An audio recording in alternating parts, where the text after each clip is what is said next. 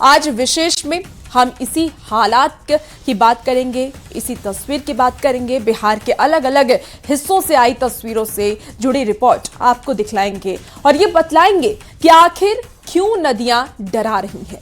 लेकिन सबसे पहले देखिए गोपालगंज में गंडक नदी में आई उफान और उससे जुड़ी परेशानी, उफान से जुड़ी जो भी परेशानी है उस पर एक खास रिपोर्ट। नेपाल में भारी बारिश, बिहार में हाहाकार।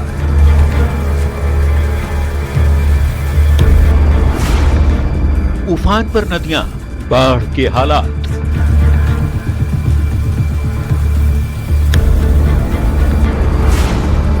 पानी का कहर, बहते सपने, टूटते आशियाने।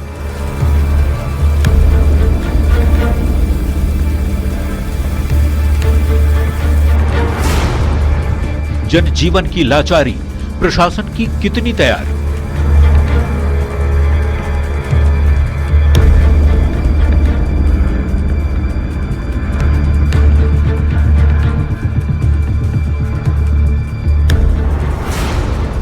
छूटता घर-बार, सुरक्षित ठिकाने की तलाश।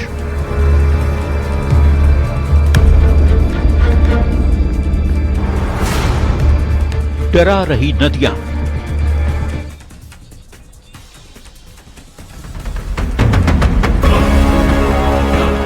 ठेलानुमा यह गाड़ी और उस पर लादे जा रहे सामान। इंसान तो इंसान, नदियों के उफान ने तटीय इलाकों में रह रहे लोगों की मुसीबतें बढ़ा दी। परेशानी का आलम यह है कि लोग अपने घर-बार छोड़ सुरक्षित इलाकों में जाने को मजबूर हैं। तस्वीरें गोपालगंज जिले की हैं।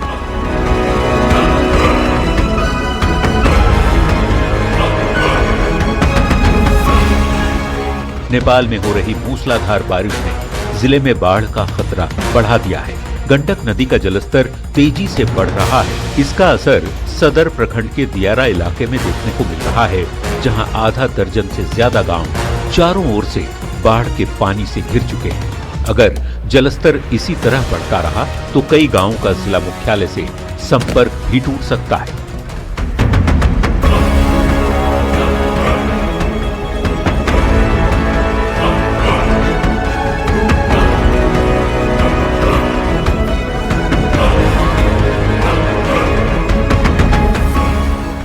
सदर प्रखंड के खाप मकसूदपुर गांव के ज्यादातर परिवार पशुपालन कर अपनी आजीविका चलाते हैं, लेकिन बाढ़ का पानी बढ़ने के साथ ही लोगों की चिंता भी बढ़ गई है। ग्रामीण अपने मवेशियों को सुरक्षित जगहों पर ले जाने, उनके चारे और खाने पीने की व्यवस्था करने में जुट गए हैं। लोगों का कहना है कि हर साल बाढ़ की मार झेलनी पड़ती है, लेकिन स्थायी समाधान आज तक नहीं निकला। जी कितना मवेशी रखे हुए हैं आप? एक ना तो 10-12 पड़ा है यहाँ पे। अच्छा, और भी परिवार के पास माल मवेशी है? हाँ बहुत है, सब कुछ परिवार वाला यहाँ से वहाँ तक सब तो मवेशी है, सब कहानी पे है। कोई यहाँ पे बाढ़ है चाहे कोई है तो कहाँ रहेगा, यही पानी में रहेगा। पानी जब बढ़ेगा तो आप लोग का माल मवेशी भी डूबेगा, तो इस परिस्थिति में कहाँ रहेंगे आप लोग? कहाँ रहेंगे, कुछ सरकार सावधान देता नहीं है कि ये कहाँ रखेंगे। सरकार अब जाने कहाँ रखेंगे, सब महंगाई बढ़ गया है दुनिया भर के। कहाँ क्या चाहते हैं? माल मवेशी रखने के लिए जगह, तो फिर चारे की संकट होगी। हाँ तो हो गई ना, सबके तो माल मवेशी सब रखने का, खाने के खिलाने के सबके तो दिक्कत है।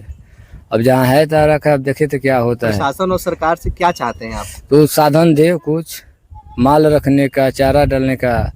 यहाँ पे हूँ तो कुछ न कुछ तो सुनना चाहिए ना। अब हम लोग का अपना जीने खाने के बाल बच्चा के खिलाने के फिर ऐसा पड़ा हुआ है। पिछली बार तो बाढ़ नहीं आया था, इस बार नहीं, पिछली बार नहीं आया था, उसके बाद आया था, फिर इधर भी आ रहा है। पानी बढ़ रहा है, अभी बढ़ रहा है ना।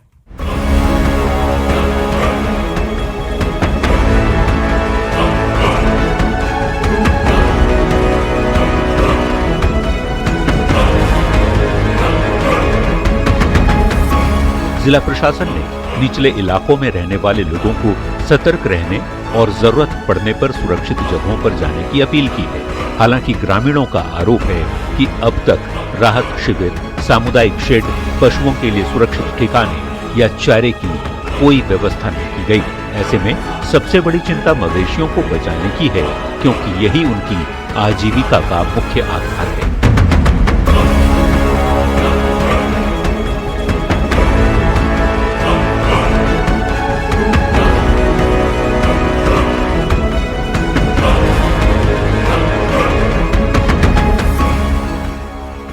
गोपालगंज के 6 प्रखंडों के 62 गांव हर साल गंडक नदी की बाढ़ से प्रभावित होते हैं। इस बार भी नेपाल की बारिश ने लोगों की मुश्किलें बढ़ा दी हैं।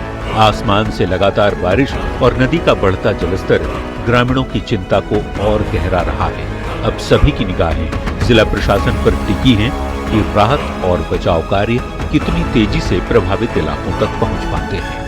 गोपालगंज में गंडक नदी का जलस्तर तेजी से बढ़ रहा है और इस जलस्तर के बढ़ने के बाद दियरा इलाके की लोगों की परेशानी बढ़ती हुई नजर आ रही है। खासकर सदर प्रखंड के खाप मकसूदपुर गांव में कई ऐसे परिवार हैं जो गंडक नदी के पानी से घिर गए हैं। हालांकि अभी जलस्तर धीरे धीरे बढ़ रहा है, लेकिन जिस तरह से जलस्तर में बढ़ोतरी हो रही है, लोगों की चिंता भी बढ़ती जा रही है, क्योंकि परिवार के साथ साथ माल मवेशी है और इस माल मवेशी को रखने के लिए अभी तक प्रशासन की ओर से कोई इंतजाम नहीं किया गया है। यदि पानी बढ़ता है और घर में पानी घुसता है तो माल मवेशी लेकर पशुपालक कहाँ जाएंगे, इसके लिए अभी तक कोई इंतजाम नहीं हुआ है। पशुपालक चिंतित हैं और लगातार गंडक नदी के बढ़ते जलस्तर पर नजर रख रहे हैं।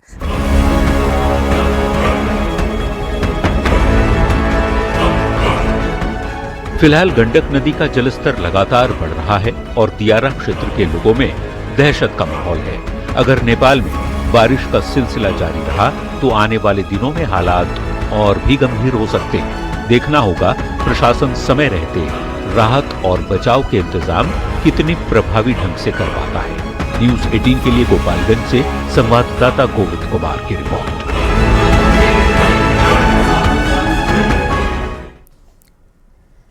नेपाल की पहाड़ियों पर जब भी मूसलाधार बारिश होती है, उसकी सबसे भारी कीमत अररिया को चुकानी पड़ती है।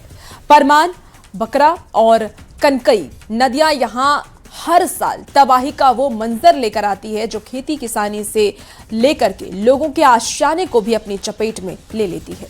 आखिर कब तक सीमांचल के लोग अपने ही घर में बेगाने बने रहेंगे? देखिए अररिया से हमारे संवाददाता की एक खास रिपोर्ट।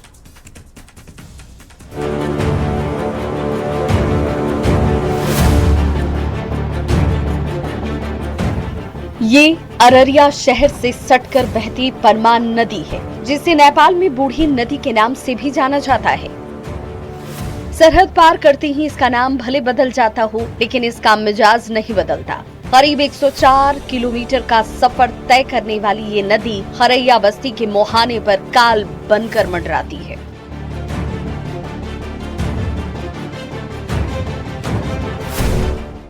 हर साल 10 घर 15 घर 20 घर करके कट जाता है। अभी क्या स्थिति है? अभी यहाँ बहुत खराब स्थिति है। नदी का पानी आ रहा है, उसमें भी पानी में नदी घर वर कट जाता है, सबका सब घर से बेघर हो जाता है। कटान की मैन बस्ती में खन कटान छी। मैन बस्ती में 12 वार्ड में 11 वार्ड में 12 वार्ड में 11 वार्ड में बहुत आदमी रहे, सब आदमी भागी गेली, बस्ती खाली छी। आ 12 वार्ड में खन घर 20-25 टा है, बिल्कुल गरीब लोग छी 12 वार्ड में। जोकीहाट प्रखंड के सतबिट्टा गांव की तस्वीर और भयानक है, जहां बकरा नदी के तांडव से लोग खानाबदोश की जिंदगी जीने को मजबूर नजर आते हैं। 2017 के भीषण बाढ़ में गांव की सड़क से लेकर घर तक सब कुछ नदी में समा गया। आपका घर कटा है? हाँ, हम लोग का घर कटा है। कहाँ था घर पहले? पहले यही था। अच्छा, ये सब टोटल जो है कट करके वो पार गया है। ये लोग का घर था ये। हाँ, सारा घर दूसरी जगह बनाना पड़ता है। हाँ, बनाना पड़ता है। यहाँ बहुत मतलब बाढ़ कम से कम 5 बार जो कट करके घर बनाया है। लोग का घर कटाइए तो पूरा गांव था जहाँ खड़े हैं, इधर उधर आदमी भटकते जरूरत से ज्यादा परेशान है। और अभी जो सैलाब आता है तो इस पार उस पार करने पर जान खतरे में है। खरैया बस्ती के वार्ड 11 और 12 में भीषण बाढ़ आई। 20 से ज्यादा मकान नदी में समा गए। जोकीहाट प्रखंड के सतबिट्टा गांव का संपर्क पूरी तरह से टूट गया। सड़कें, मकान और बुनियादी ढांचे बह गए थे। कई परिवारों को अपने ही गांव में शरणार्थी तक बनना पड़ा।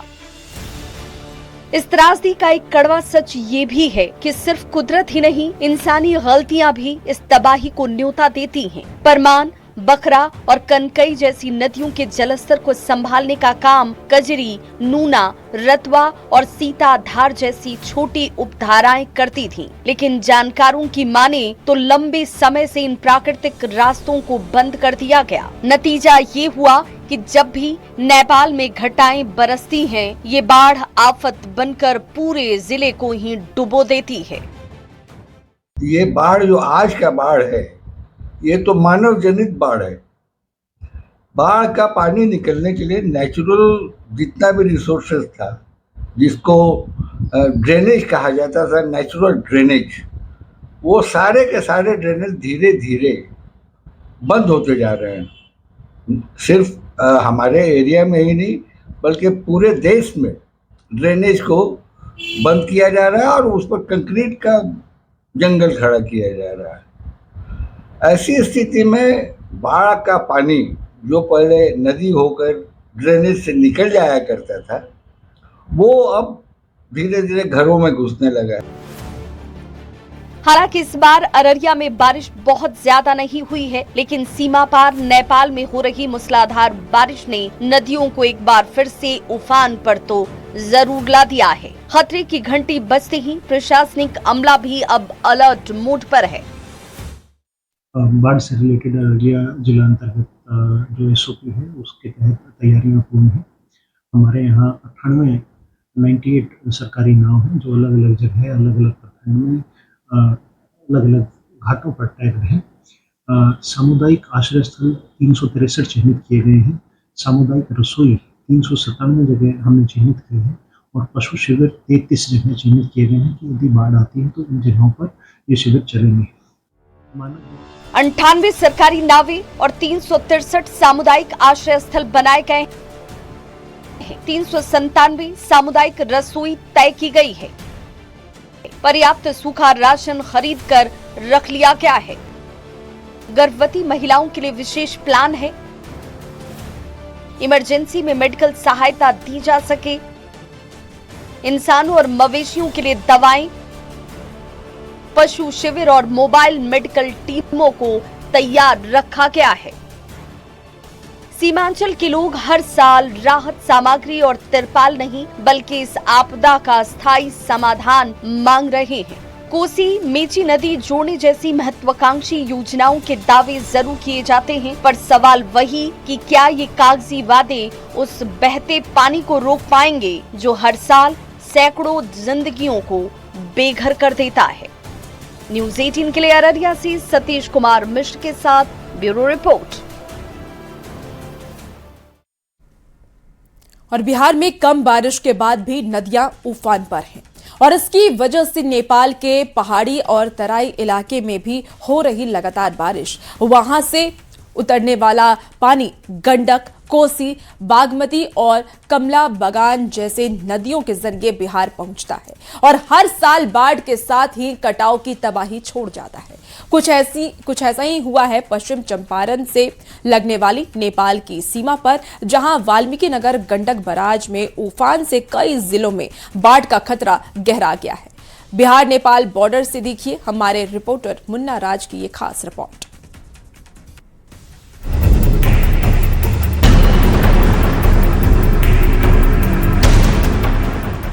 नेपाल के पहाड़ों पर होने वाली भारी बारिश के चलते बाढ़ का पानी नारायणी नदी के रास्ते वाल्मीकि नगर गंडक बराज तक पहुंचता है।